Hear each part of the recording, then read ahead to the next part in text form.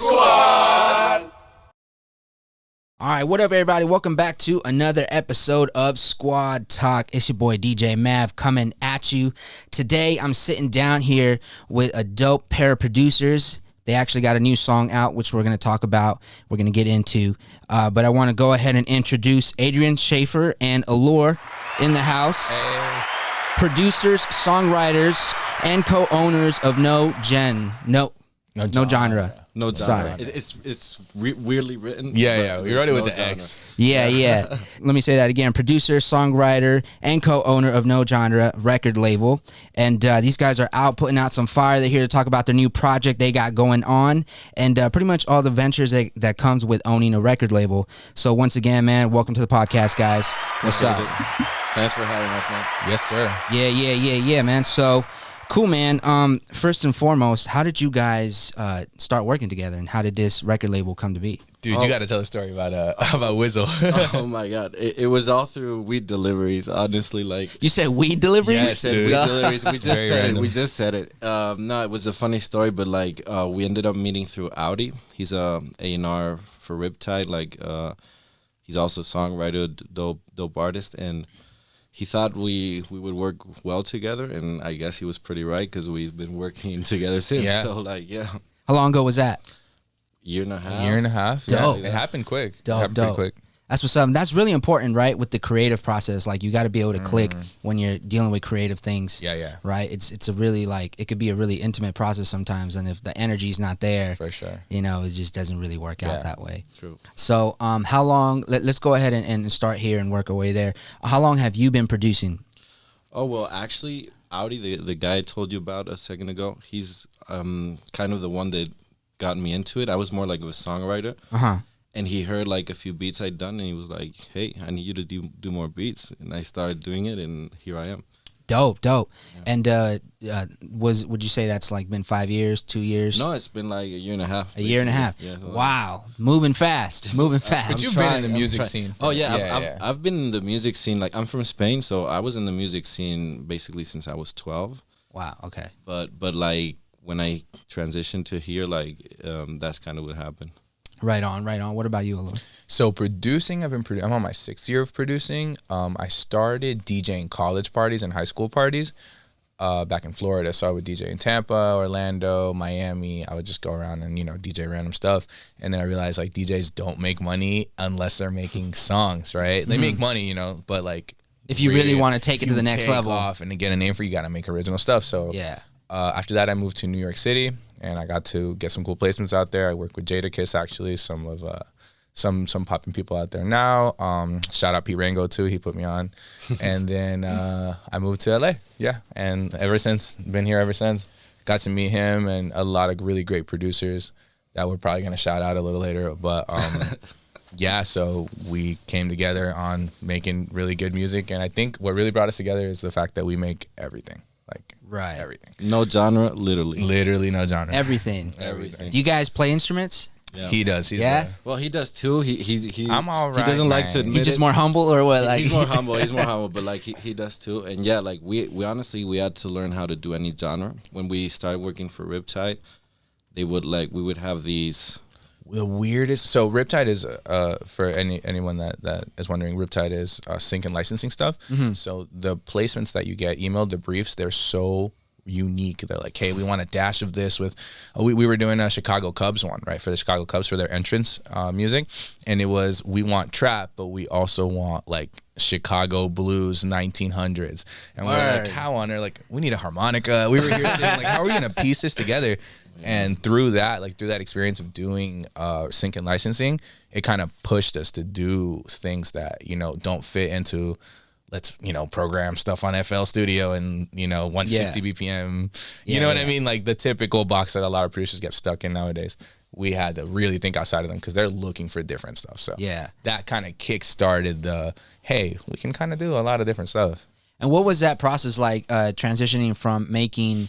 Well, you guys obviously still make music, but getting into the syncing and licensing game, do you guys have to produce shorter clips, like 30 seconds, a minute, or or was there any sort of difference or not really? No, they didn't usually tell us like a time limit of the song. It was more like the genre they wanted. It was always like really weird genres, like he was saying, like trap with Chicago blues from the 50s or stuff like that. Yeah. Yeah. So we had to learn like to do basically anything they asked for. So that's kind of how No Genre came up. Yeah, it was cool. Yeah, It pushed that's it. dope. It pushed us. Yeah, it really pushed us outside of our comfort zone, and we kind of started diving into like, okay, we just made a beat and we hear a melody. Why don't we just write to it? And it went, we really started writing. So it really gave us like invaluable experience in putting your hands on all over the song. You know what I mean? Like Right, having a little right. touch in every part of it. Yeah. What do they get back to you with like certain revisions, or if they're not really with it, they just move on to another set of producers, or how does that work? So they Yeah. have a pool. Yeah, they have a pool of like It's, producers. it's kind of both. It's Yeah, kind of yeah. both. Okay. They know which ones, like if they like one, they'll be like, hey, keep finishing that one, do it this, these are the notes. They run it up the chain. They're like, hey, we like that one, do this to it, it'll make it better. And then what basically in sync and licensing, like what you want to accomplish is get into that pool that they're now pitching to Netflix. They're like, hey, Netflix, you're looking for this type of stuff. These are the songs we curated.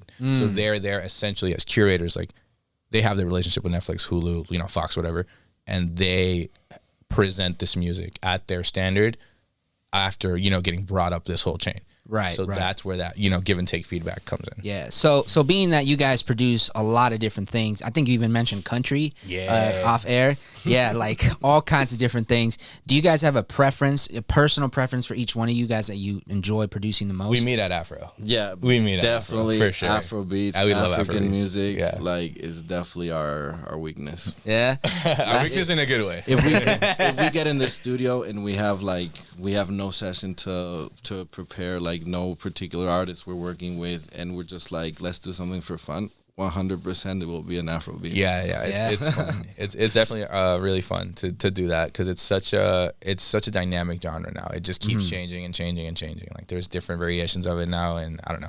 Like music came from Africa, so it's just like so cool. Yeah, big facts, man. So do you guys have producers that you guys grew up looking up to? For sure, definitely Tiny was one that I looked up to a lot. Yeah. Tiny, Looney Tunes on the Latin side, and on the hip hop side, like Jay Dilla was definitely like how crazy sampling was back then. I really look up to DJ Khaled too, so definitely like Yeah, for sure. DJ Khaled moves pretty smart, man. Exactly, man. He That's moves how you pretty move. smart. Yeah. Yeah, like honestly, I was more of a artist kind of fan than producers. But I'm more like old school producers like Quincy Jones, Right. George Michael from the Beatles. Like those are like Record It's project. like legends. yeah, exactly. Yeah, which is a big thing that that I have been learning from just like watching DJ Khaled, like the difference between like a beat maker and a producer. It's so important, and like a lot of people miss that, you Yeah. know. And because I always wondered, when I used to go to I went to school for audio engineering, and I would ask myself like, how does it work in the rock world where there's a producer but there's no beats, right? Everybody's playing an instrument. So how is he the producer, and then that kind of like, how does that work? So I thought that was really interesting. But really it's the guy with the vision, right? Pieces everybody together. Guy or girl. Or girl, Yeah. exactly. Dope Big female facts. producers out there for sure. Yeah. The type of music that you guys enjoy, or the type of artists that you guys enjoy working with, I'm sure you guys enjoy working with all kinds of artists. Yeah. Is there a preference? Singers, I love rappers. singers. I gravitate more towards singers for sure. It's just kind of my like, what I enjoy. I think you can do so much more. But nowadays, like people are rapping, singing in this like middle ground where you're kind of rapping, you're kind of singing. So honestly, at Yeah. this point, it's like It's kind of all someone over that the place knows right now. someone that knows their shit. Kind of like can follow you. They don't follow the progression you lay down. They give it a counter progression. They give it something that's like gonna make the song move. So yeah, singers for sure. Yeah. What about yourself? Yeah, honestly, singers too. I kind of grew up on pop, so singers too. But we enjoy any music, and we enjoy working with any kind of artist. And when it's artists like like the Riley, Selfish Yeah. Ways, King Riley, Prince Riley, they're artists that can literally do anything. Like they can sing a pop ballad and touch your soul. Yeah. They can also sing like A club banger. the craziest like hip hop lines Yeah. you'll hear. So like we love to work like people like that, like Dynamic people essentially. yeah, Yeah. like Delian, like all these artists we usually work with, like Wizzle, Purses, etc. Yeah. For sure. What about when it comes to well, you guys are producers, not just beat makers, so I assume you guys prefer to work with the artist in person in the studio, Yeah, right? honestly, I personally, I don't send beat packs out unless it's like for sure. You know what I mean? Somebody you've already It's worked like, with? Yeah, it's like I already established that because things just get a lot. Imagine you make like a pack of 5 beats, and beats take time. You know, you make beats, bro. So like, beats take time. Good beats take time. So like, you make a whole pack, and then it's like it just gets left in the Gmail. So I would rather sit and make a song with you. You know? Yeah. Like I will try to let's say, so kind of what we do is I'll go out, I'll be at an event, I'll be like, oh, this guy's dope, what's up? Next day, hey, I got 2 studios in North Hollywood, what's popping? Pull up to the studio, you need a guitarist, there's a guitarist. You need a songwriter, there's a songwriter. We need an engineer, cool. Get everyone in the room, and usually something pops out. That's really how we just keep doing it. Yeah, we're more like, we like to build from zero with the artist. So we like literally do the beats there with them, usually. That's like our ideal situation in the session for sure. But there have been dope songs that have came about 100%. beats being sent, and we get something back. We're like, oh, snaps, So never opposed to sending stuff out like that. But it's just the more magical songs. Essentially, it's just that vibe that you feel In person. Yeah, it's an right? in-person thing. Yeah. During the pandemic, when it really hit and everybody was on lockdown, were you guys working via file sharing? Zoom. I feel like the pandemic was actually like, when it comes to except for like live musicians, which are struggling right now, obviously. But I feel like studio musicians, we kind of like are flying right now. Like, we're all day in the studio. We have nothing else to do. We have no distractions. So like, Honestly, we're literally being more productive than ever.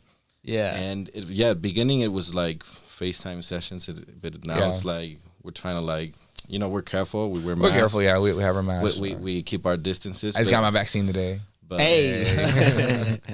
Yeah, but we definitely enjoy that. Yeah, that's what's up, man. During the whole pandemic thing in the beginning, I think I don't think it affected producers much, like you said. Yeah, they were already file sharing. From the DJ side of things, that I DJ'd hardcore like for many years, and that was rough. That was crazy because, man, I kind of felt lost for a minute because you go from like doing gigs after gigs, and then you kind of you're looking at your calendar like, dang, I don't have any gigs. Like, what am I gonna do? Yeah, so that's crazy, man. All right, man. So when it comes to music production, do you guys prefer to start with like drums or melodies? He wants me to start always with the guitar. I prefer him to start like with the drums. All right, let me. His guitar is freaking crazy, dude. Like, he is so good at guitar. So yeah, we always rag on him of like, man, pull the guitar out, bro. Like, you just have to. It's like a secret weapon, right? So I love like guitar. It's that sauce. It's always a sauce, right? So pretty much all of our really good beats like have his guitar. I used to start with melody always, but now I've learned like starting with and watching some older producers that like I look up to. They start with drums sometimes, and I'm just like, huh. Because a lot of songs like a la like Billie Eilish and really simplistic stuff like that, you start with drums a lot of time. Because the drums really will make or break a song.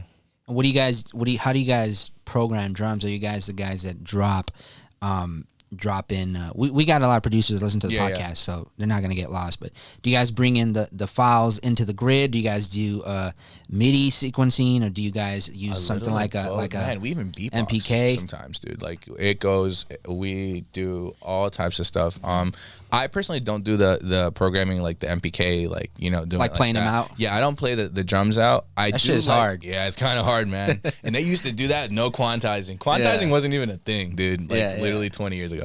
But correct me if I'm wrong though. But I like one thing that I like to do. It's like a little. I don't know if y'all know it or not.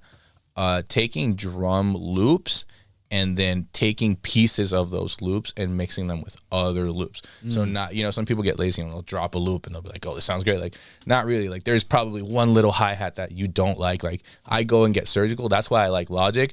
A lot of people rag on me for using Logic. I love Logic. We're Logic. I love Logic. We're you guys, we're Logic. You're on Logic too, yeah? Hell yeah. He was on GarageBand making bangers, man. I started like that, like people at first wouldn't believe me. Like, I would play a beat and they would ask me like, what program did you use? And I would say GarageBand, and they literally like thought I was joking. That was only the first couple months. I gotta say, like, don't hate me. Yeah, Hey, but you know what? To the listeners, you know why this happens though? Because you had the foundation of a musician. Yeah. Before you got into making beats or any sort of music in the computer, you understand how music works. You understand how to play an instrument.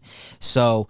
Yeah, I think when you give somebody like that a limited tool like GarageBand, you guys are gonna come up with some fire. Yeah. I mean, I tried. Like, people, not gonna lie, like, were impressed when they would hear it was GarageBand. They would still be like, "Stop with that! It was Like, crazy. Stop bullshit, No, he would do stuff. He would do stuff like he would make a new channel. And let's say you're format shifting something, he would make a new channel every time and format shift a semitone on each channel to make one vocal loop, and it would be like 5 stuff like that. Like in Logic, you could just like automate it, but it's like in Garage, The struggle was real. and he would do it, and it would sound great. And I'm just like, for sure, bro. I think about it now, and I'm like, what was I doing? No, but if you can get the quality that you're doing on true. GarageBand now that you're on Logic, it's like, and now we're like. I think I'm maybe we're like 6-7 months in of Pro Tools, so we're getting pretty good at Pro Tools now. So, Oh, yeah. dope! Pro Yeah. Tools. I can't seem to get into Pro Tools for making beats, but everything else like recording, mixing, mastering, like is the shit. But Same, man. Exactly the same. Like, I feel Logic is so much easier, and like it takes so much less time to like work on a beat than Pro Tools. But then when it comes to like recording an artist or doing some vocals, definitely will use Pro Tools. yeah, what I do like about Pro Tools that unfortunately I can't get onto Logic right now because of the OS that I have. It's not supported. It doesn't support it. Is Expand 2. What's that? It's a VST in Pro Tools. It comes with it, and it's pretty dope, bro. It's kind of like Omnisphere, right? They got a bunch of like natural dope sounds from around the world and stuff, and it's in Pro Tools, and I love it because I think it's either 4 or 6 channels within that one like It's like a synth? contact player. Is it like kind of like that. So Okay. like you Yeah. can load a specific sound on channel 1, channel 2, and then play it together. Nice, right? So man. like a piano and a guitar, a bass, whatever.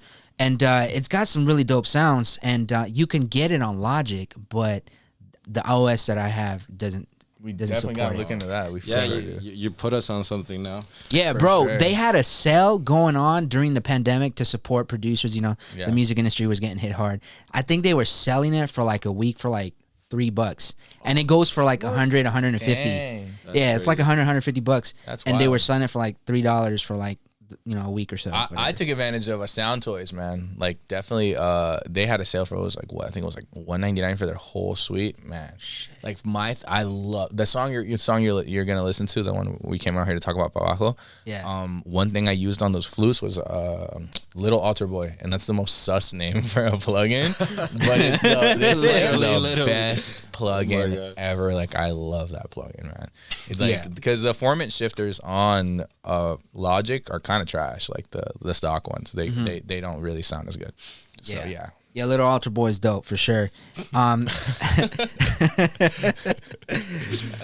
So anybody that listens that doesn't know what that is, gonna be like, what is that? Anyways, cool, man. Let's go ahead and talk about this record, man. Talk about it, how it came to be, the whole process. Let's hear it. Dude, so basically, I've been kind of putting people on songs that usually would never be on songs since like 2017. Like, so there was an artist from Australia, and her name is Maeve, and I met her randomly at a coffee shop, and then I knew this rapper named Concept in Brooklyn, and they literally would have never met.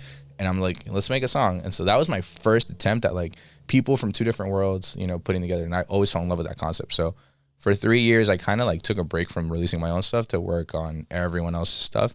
That's why we're really happy to have No Genre now, because we're releasing music as the artist, you know what I'm saying? In all of these different worlds. So Babajo actually started in October. It was in October. The session was in October. So we have a studio in North Hollywood, and it has the main room, and the recording room actually has a little booth where we make beats in the booth as well, right? So they were making a song out there, and I just like started messing around. I'm like, man, I want to make some DJ Snake stuff, man. I want to make some lit shit. So I was there. Yeah, literally, I was just like, I want to make some lit shit. So I'm there on my headphones making it. And then I come across this like crazy flute sound on Triton, and I'm just like, this is crazy. Like, this is crazy. Like, Little Altar Boy, RC20, by the way. RC20 is fucking amazing. RC20, Little Altar Boy on it, and Decapitator, for sure. So and I just went and played the little flute melody out. I love reggaeton. We had 2 really great artists there, right there. Gave it over. He writes the craziest like lyrics. So I was like, thanks. You know, so yeah, really, for sure. So legend. Legend. No, for real. Honestly, Yeah. honestly, not exaggerating about that one. So yeah, we got to writing, and there was just so much really good energy in that song, and then everyone forgot about it. Right, we finished it. Everyone forgot about it. I was like, man, we gotta finish these freaking songs, dude. Like, there's great songs, and we're not finishing them. Right, that was an obstacle we were facing last year. So I take the song. We meet. Shout out Rubik's Entertainment in Houston. So we meet Rubik's Entertainment in Houston. They have a whole setup, like lights, video, everything, like everything you need to pop off a song. They have it there. They just didn't have the talent. So we got to link in with them, and we showed them the song, and they were just so excited about it. So it kind of reignited everything. We got a music video done for it, and then shout out our homie Lunatic Nove Luna in Houston. He's the rapper on the song. Dope. And that's where we kind of circle back to the people that would have never met on a song. And there's just something about this song, man. We actually played it for Baby Bash. He was there. He loved it. So we got the little Baby Bash co-sign for it. Yeah, that's honestly how it ended up happening, man. It's just really good energy. It is a Latin song. It's about getting fucked up at the club. So Gotta love it. Gotta love it. Yeah. All right, man. We're going to play it right now. This one's called Pa Bajo. Let's get it.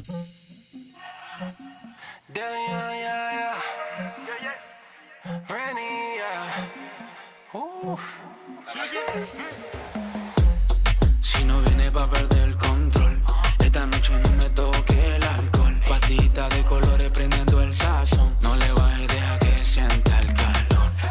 Vas a viajar, siente el vibe. Tu mente despejar. Una noche de loca.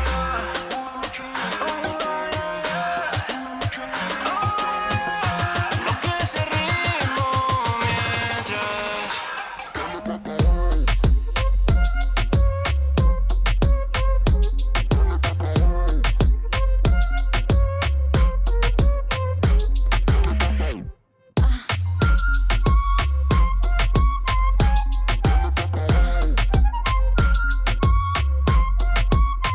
Yeah, Aloor.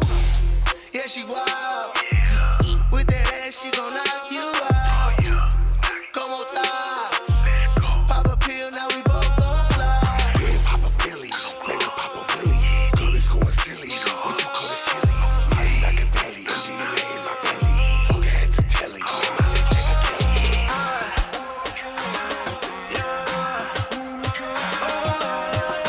Lo que ese ritmo mientras.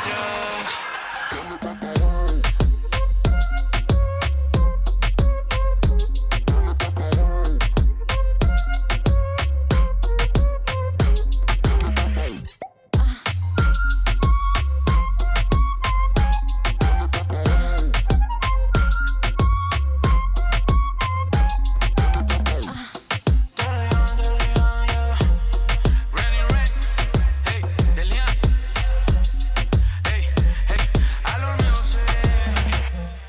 Chafer, hey, esto pa' que las discotecas rompan todo el día.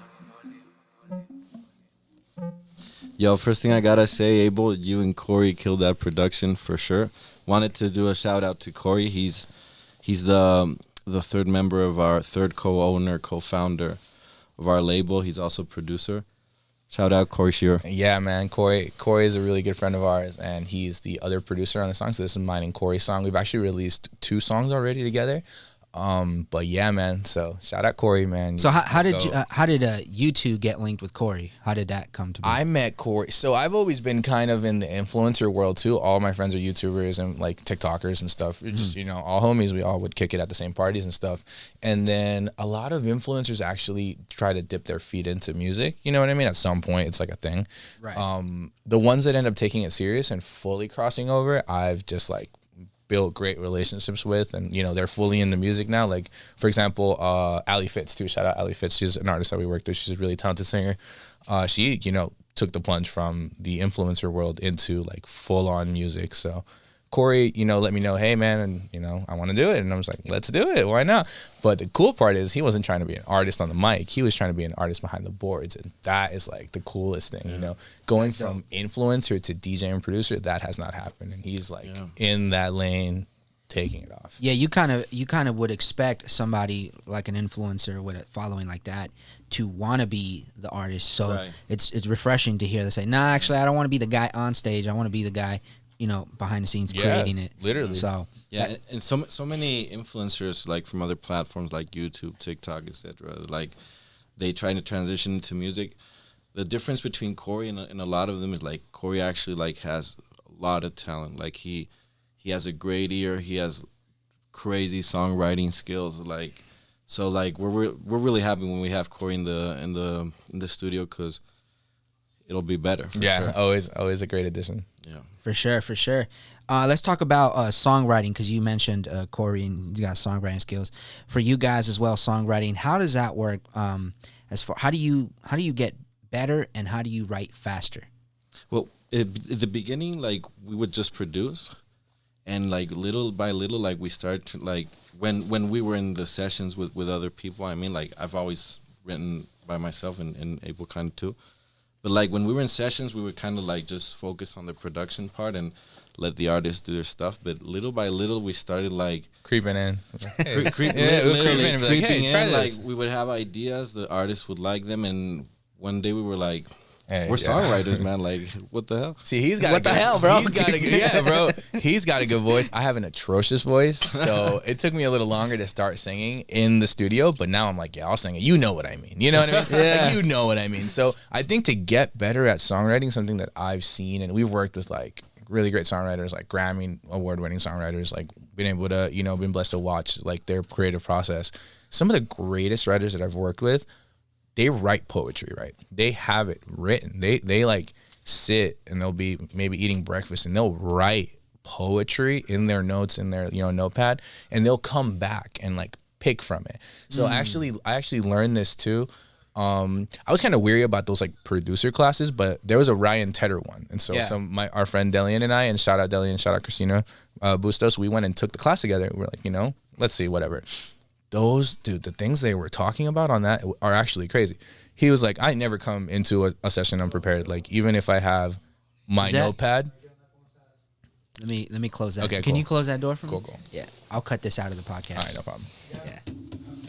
See, I'll just start it back from to get better at writing then. Yeah. You were actually talking about the class. Okay. If you want to take it from there. Yeah. So, a couple artists that I work with, Delian, and shout out Delian and shout out Christina Bustos, we actually decided to take the Ryan Tedder production class. And like I said, we were a little weary about classes like that, but one thing that really stuck out to me is like never being unprepared in a writing session. Mm-hmm. They have like notes and notes of really great one-liners and lyrics and stuff that they come prepared with. They're writing like music is poetry to melody. So they'll sing to the melody because like in the creative process, we'll have a beat, we'll load it up. People will go and do mumble tracks to it. They'll literally just hum and mumble, and we go and and this is where you become a record producer and not just a beat maker. Right. We come in, actually mainly him too. He goes and comps them and is like, sounds like a chorus. This sounds like this, and we piece it together. And at the moment, it doesn't necessarily have words. Not it's at all. It's just like humming. Yeah, it's literally straight humming, and they'll go. Really great songwriters will go and write to those mumble tracks. Yeah, so getting better at songwriting is, dude, just remember you're a poet. Like literally just focus on your poetry, focus on knowing your rhyming words, focus on like, the actual writing. Now there's on the other hand, the performance side of it. Like also you have to learn how to sing, learn to sing from your diaphragm, learn to perform well. And those two things will get you right there. Yeah. Dope. A lot of creatives like us, like when we're in a creative environment, we think like something will come up, like we'll get inspired and something will come up. And that happens a lot. But there's times like nothing comes. Yeah.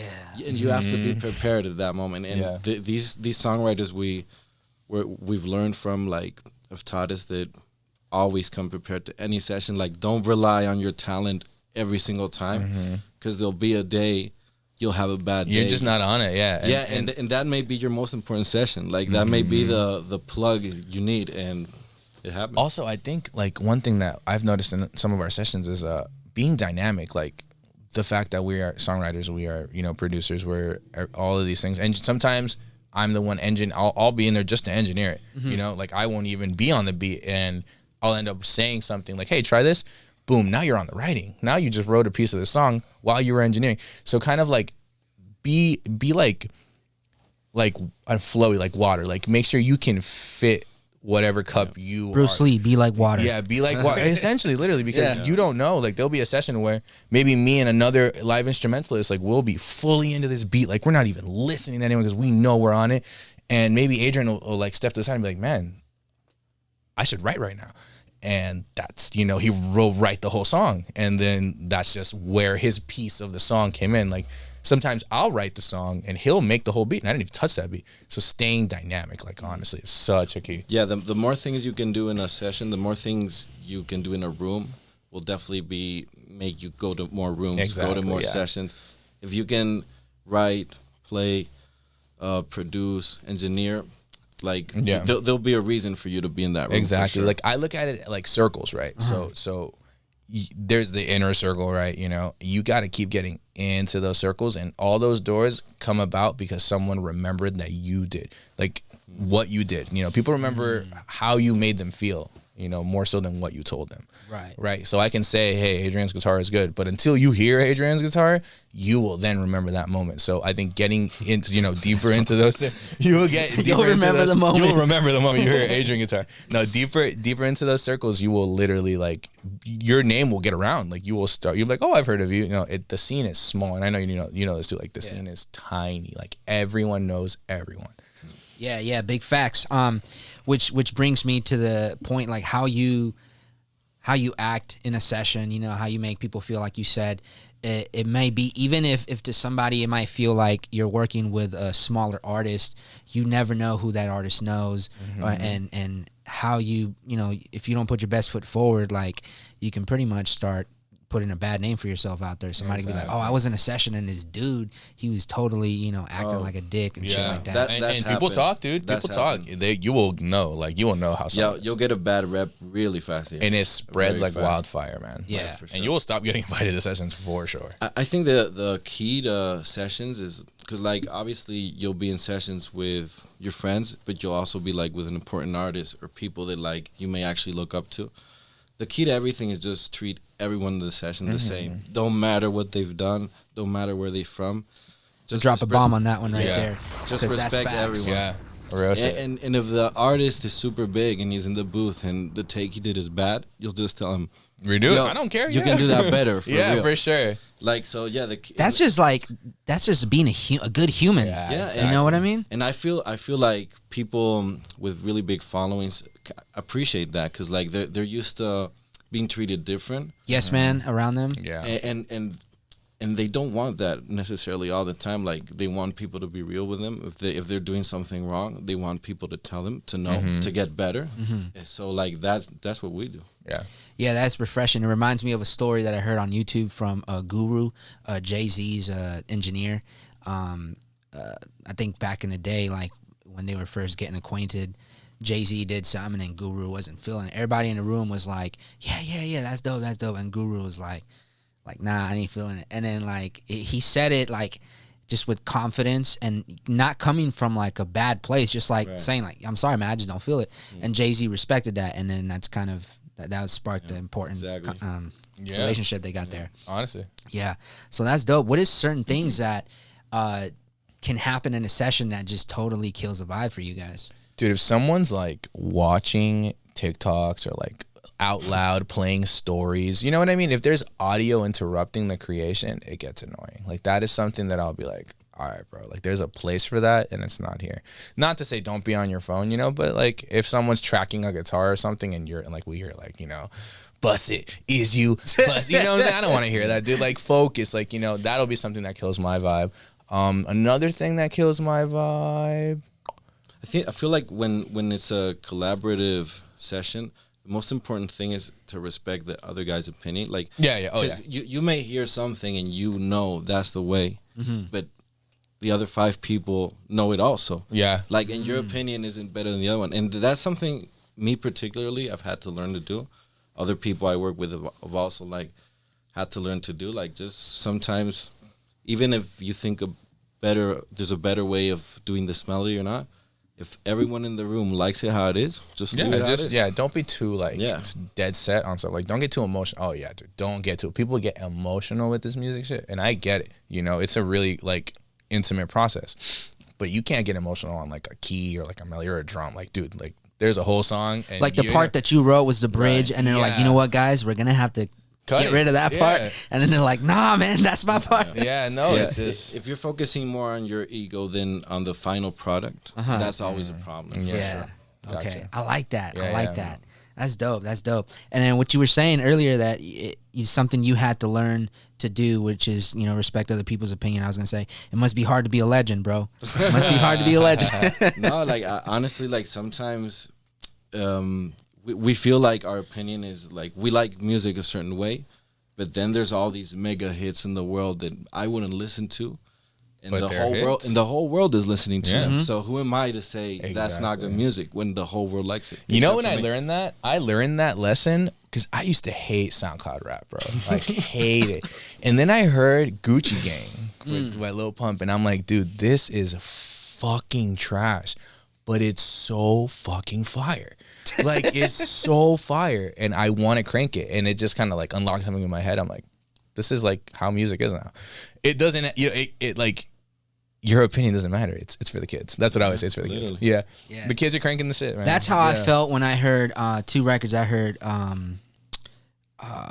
record that put XXXTentacion out. Look at me. Look at me. Yeah, that's how I felt coming shout from out Rojas, by the way. Rojas on the beat is like a good homie of mine. So shout out Rojas. Shout out NZ Records. That's what's up. That's what's up. Coming from an audio side of things, I heard that and I was just like, ugh. They distorted it horrifically. But from the DJ side of things, every time I would play that, the energy in the room would just go through the roof. Man. And then, you know, then later on, I heard, you know, Mo Bamba. That's another crazy record that went crazy and crazy that energy. That one will turn you up, yeah. But it also doesn't necessarily sound amazing. But then, you know, that's when it started hitting me like, yo, this nerdy shit ain't always got to be what it is, bro. Like, as long as the vibe is there, you know, like, that's pretty important. So, I think that's pretty dope what you said. Those things show themselves in different scenes of music, too. Like, in the electronic music scene, like, in the EDM sessions that we have, dude, you got to know your shit. Like, those dudes know their shit. They're here designing their sounds. They're designing their wavetables. They're here, like, oh, that like we have a homie from Houston that he'll literally be like, yeah, that's loop number 4 from this pack. Like he'll know, he'll call your ass out. And so definitely, like, I think in each different scene they kind of look at it as different. Like, for example, hip hop heads, like 90s hip hop heads, like they pride themselves in going crate digging and like finding the craziest, most obscure sample. You know what I mean? Yeah. So one scene might look at it as like you're ripping off a song, and the other scene might look at it as like, dude, you turned art into crazier art. That's interesting. I never heard it put that way because for sure, like. The biggest thing that relates to is like with dubstep, you know, creating your own sounds on CRM versus just like downloading patches. Yeah. And then in hip hop, loops are a big thing right now. Exactly. Like, and then that's literally how a lot of hip hop songs are being made. Like they'll just have a bunch of loop packs and they'll throw drums over them. Yeah. And then it's fire, you know, but it's two completely different worlds. Exactly. So that's crazy that you guys can fit in both. Yeah, and pretty much you guys are gonna be pretty deadly, man. Man, thank you, bro. For sure. We're definitely trying, man. Being able to be so dynamic with the music, man. So, what is some of the plans that you guys have for your record label in the next 5 years? Dude, a lot. We're like a lot, man. Do you have one that comes to mind that you for sure? So by the end, like our goal, and like by the mid 2022, we need the No Genre Festival, man. We're definitely doing. We have the infrastructure for it. We have it. Like, it's coming. So that's gonna be our like end goal. Like, we're throwing festivals. You know what I'm saying? Because we pride ourselves on like we did this shit on our own with our connections, but like on our drive. You know what I mean? Like on our vision. So definitely looking forward to the No Genre Festival. You will for sure. This is the first time we're ever talking about it, but you will for sure see it. We're doing one in Houston and one in LA, and you know, like a one stage fest. Like, you ever seen a Mad Decent Block Party? Yeah, one stage festival, $50 tickets. That's bank. Like that's they dope. make bank with that shit. Yeah, and all your homies are performing. Yeah, for sure. That's a vibe. Do you guys ever see yourselves getting on stage and DJing together as a duo? I don't know if you've DJed before. I've never DJed. You got to DJ, bro. DJing's so fun, bro. It's so fun, bro. Like, you're controlling the whole crowd. It's so amazing. I mean, I've been with the DJ having fun, but not like DJing. DJing's Yeah. so fun, bro. You haven't been the guy that makes the decision whether I take it this way or that way. I haven't. Yeah. No, it's crazy. It's Yeah. crazy. I feel like you guys would do great in that because you guys produce together. Yeah. You know, obviously you make great music, so it just seems like a next step. I mean, I don't know if you want to go that way or not, but if you were, Hispanic chain Yeah, smokers. Let's get one of the, let's get fuman. one of the things we're looking at as a label is the shows, and like that's Yeah, live obviously event like stuff. one of the things we're considering. We've actually done things already. Yeah. Especially Abel could tell you about that.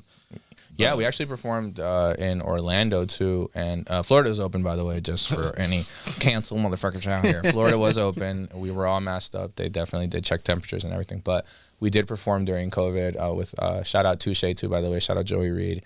With you ever seen the TikTok where it's like they do this randomly walk me and okay, it was You've seen it huge. for You've definitely sure, seen it. for sure. It was a huge trend, so they started Okay. that trend, and so basically they got booked, and they literally did it in there. And we would drop stuff like Panic at the Disco, like we would drop really weird shit that we knew that crowd would like.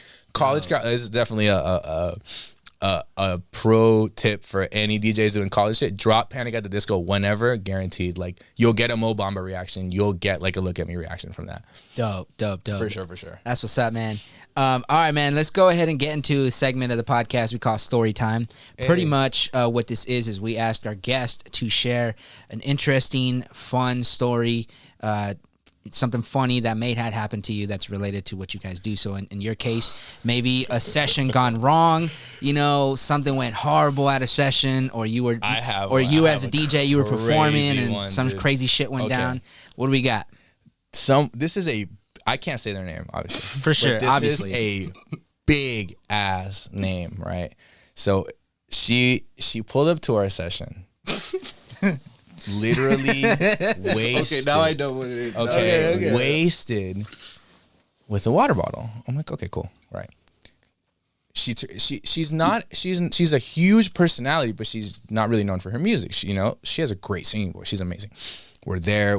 They played her a bunch of beats, and she actually liked a beat, an '80s beat that I made, right? Like synthwave stuff. She's like, I want to try that. Cool. We get in there, try it. I think someone does. I don't know.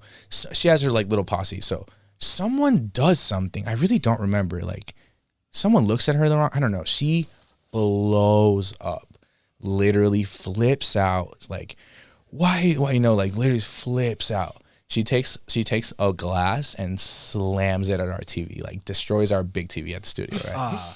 She goes in her fucking Birkin, pulls out a wad of $500, like literally $500 in crumbled hundreds, puts it down. She's like, go buy yourself a new TV. That TV sucked. And I was like, oh my God, right? So I'm like, yo, fuck this. I put my backpack on. She's literally like, I'm suing everybody in this bitch. I'm like, I'm out. I'm not doing this shit, right? Because she's got like a bodyguard and shit, right? So it's like, yo, So I'm leaving. It's like not really my session, I was there to like help. As I'm walking away, I feel a tug on my shoulder, and she's this tall, right? So I'm just like, hey. She's like, why are you leaving? And I'm like, bro, what? What do you mean? Why am I leaving? I have my water bottle, right? And it's like that. It's like that pana water. The pana water, Yeah. like the bougie water, right? She The had the bougie same water water. bottle. She grabs my water bottle. She's like, can I have this water? And I'm like, for sure. She drinks it, and she's like, oh, this isn't my Molly water. And she pulled up in a Rolls Royce, bro, on Molly. So I'm like, dude, what the actual fuck? She literally hugs me like a bear hug, and she's like, please don't leave. That song was amazing. And like makes me come back in. And then now her friend, I guess her friend takes care of her whenever she gets like this. She was like, I'm sorry she gets like this, y'all. She's not even gonna remember none of this in the morning. And just like that, they left, and literally we never heard from them. It was honestly the randomest. The one little tip that I would tell you, like, y'all for sure know she's in stripper scene. It's not Cardi B, but she's in like the stripper scene of shit. So yeah, Wow. crazy story. Another crazy story that happened to us, like, I'm pretty sure you'll remember. We can't say names, obviously, but we had a very important rapper in the booth taping. He was, like, smoking his weed, obviously, like they usually do. And and all of a sudden we started hearing like snoring. Oh my god, So dude. so we were literally like we were literally like, should we wake him up? Like, He was live and- the whole time. and we tried a couple of times, like, We're like, hey. softly to like wake him up, but at a certain point we were like, well, let's just wait for him to so wake he's, up. he's a Like, rapper huge into like cannabis scene. So Uh-huh. I know he was smoking on some crazy shit, right? So like Yeah. putting you to sleep shit. So like we just go into the booth and he's fucking passed out. So we're just like, should we tell him? Should we wake him up? Like, are we rude if we wake him up? Are we rude if we don't wake him? You know, we were kind of just sitting there, and then like in deciding that, like 30 minutes passed, and then he just wakes up, and we're like, hey man, the session's over. There's someone else coming in. They're like, oh yeah, let's log in next time. I'm like, I don't think it was 30 minutes. I remember it like 4 hours. oh Like, shit! literally. Oh wait, no, you're right. We made a whole nother Yeah, beat. but, like, Yeah, because I was gonna We say kept 30 working. minutes. No, you only you're had right. 30 minutes left of the session. Dude, you're right. You're fully right, dude. Yeah. We made a whole nother beat while he was sleeping. Like maybe a couple of beats. Like It was just the three of you guys in there? it was just Yeah, a it was- three it of was us. like a 3 a.m. So like session, yeah. all of a sudden, like, you know, it's like between takes. Yeah. We start hearing the snoring, and we're like, oh shit, what do we do? So yeah, we at the end we tried to wake him up. We didn't wake him up. He woke up alone. He was kind of embarrassed. We gotta say, like, he was like, sorry guys. Like, yeah. I mean, this, and we were like, bro, this happens. Like, don't worry about it. He's a great guy, though. He's a super Yeah, great guy. He's It was super funny. though. Yeah. Let me see. Do we have any more? I mean, we have so many. These but are so good. Bro, by but the we way. weren't We have prepared. a lot, Like dude. we could have actually prepared the stories. Like Yeah. there's If so you had much told it, stuff, dude, man. there's. I like like to keep more. it on the Oh, spot. I like that. I like that. I like that. too. Oh shit, dude! There was one in Miami, and it was a Latin guy. He's like cool with some big people. You know what I'm saying? He's like almost there, dude. When I tell you this kid's so plugged, such a great guy, like such a cool guy. His songs are fire. I've heard them. It was the worst singing I've ever heard.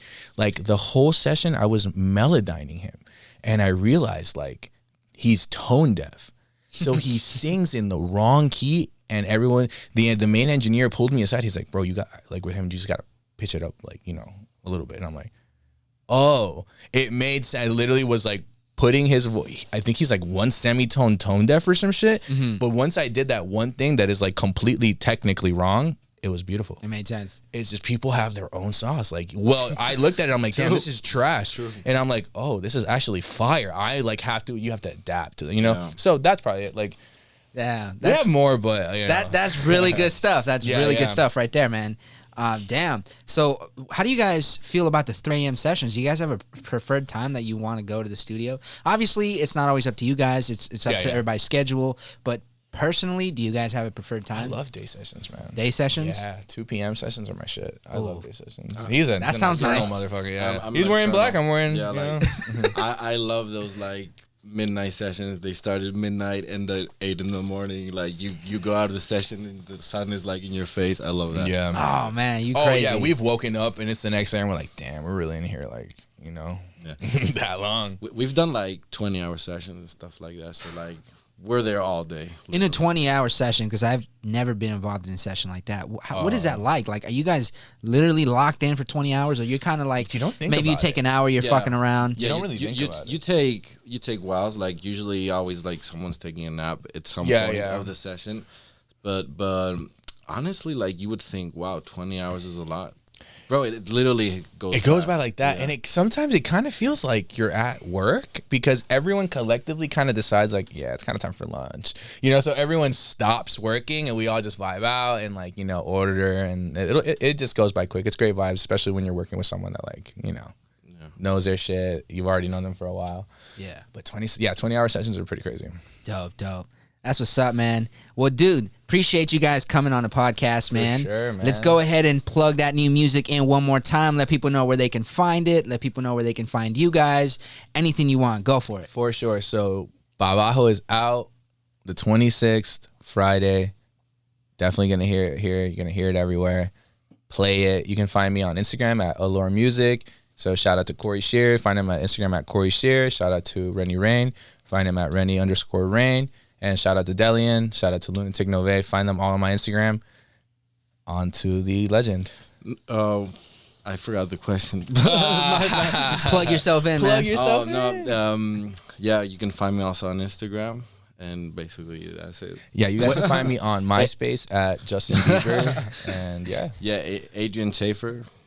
Probably if you put that on Instagram, you'll find it. And you'll find some old music you did too. Go creep on that. I'll kill you. Literally, I'll kill you right now. Yeah. That's just I I wanted to thank you especially for having us. Bro. Yeah, for real, man. It's You're been a great host, a great bro. talk. We've had a great time with Yeah. you. Thanks so much. You guys have been a really fun guest to have. You guys are great at keeping up a conversation, For and sure. That's kind of important when you're doing this, right? Yeah. So that's good. Before I let you go, I got a couple of questions that just came to my head real quick. Personal favorite VSTs do you guys have? Ooh. Okay. Like effect VSTs, Like instruments? I love the Triton, man. Like Triton is so OG. Like I have the Korg the emulator one, not the real big one, but dude, I love Triton. So yeah, shout out to Triton. Yeah, they That's my laugh. favorite one. They laugh at me for this, but I already know. If I've done a beat, the chances that there's a piano or kalimba there are pretty high. No, so. like he's talking about that stock piano, Yeah. like, from Logic. He loves it, and he just do. does something. All right, it just works. You can just make it fire. Not gonna lie, I love it. Yeah. That's what's Works up. on everything. Yeah.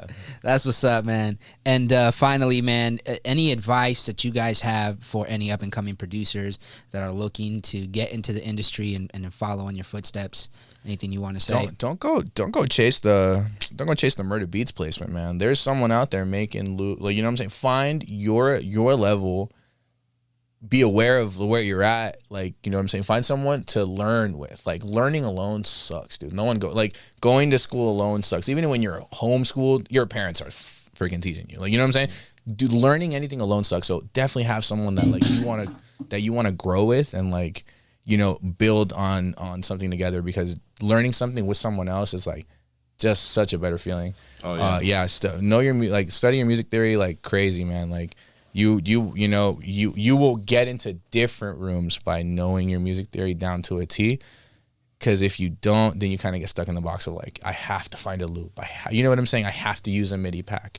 Like, you know, get down to like being able to jam out with people, you know? Because I remember I had a jam session in 2016. I didn't know jack squat about music theory. You know, I knew some of it.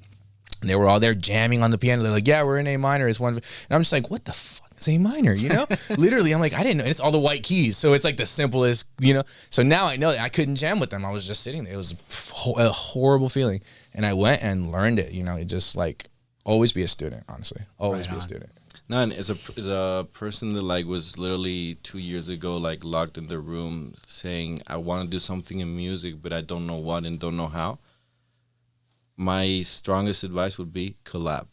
Just collab, nonstop collab. You'll learn so much from other people. I've learned so much from the people I work with, and it's just so much fun. Like, it doesn't feel like work. At a certain point, like when you've been 8 hours in your room working on stuff, it feels like work. Yeah.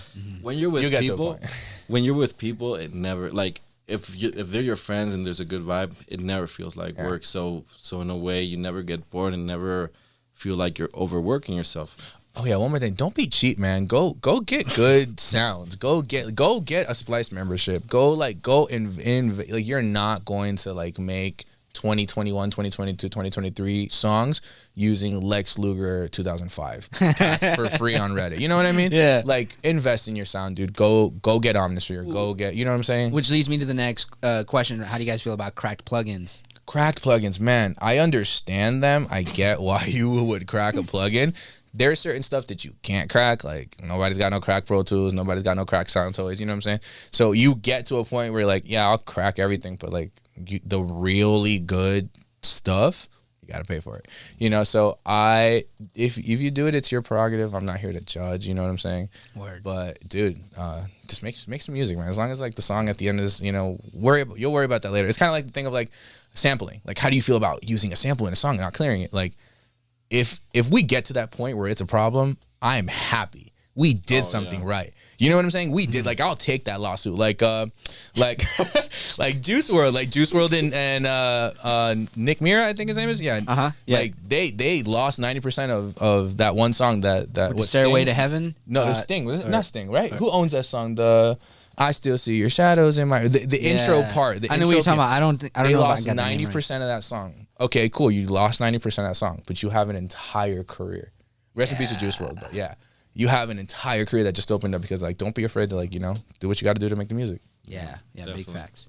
Yeah, I feel with crack plugins, when everybody's getting started, sometimes you don't, you're picking it up. Everybody gets into it as a hobby in the beginning, and when it's just a hobby, you don't know if you want to pay $300 for a compressor. And a lot of times, dude, like you said, like they have sales, like they're really cheap, like they're like $29 sometimes, like yeah, it's not that bad. I Like picked onto that. You just log on, you just go to like student pricing, dude. If you have an EDU email, dude, there's no reason why you should be paying full price anything digital. They have student pricing for everything. I still use my EDU email. You should open like a life hack TikTok. Yeah, I have a lot of life hacks. I have a lot of life hacks, definitely for big facts right there.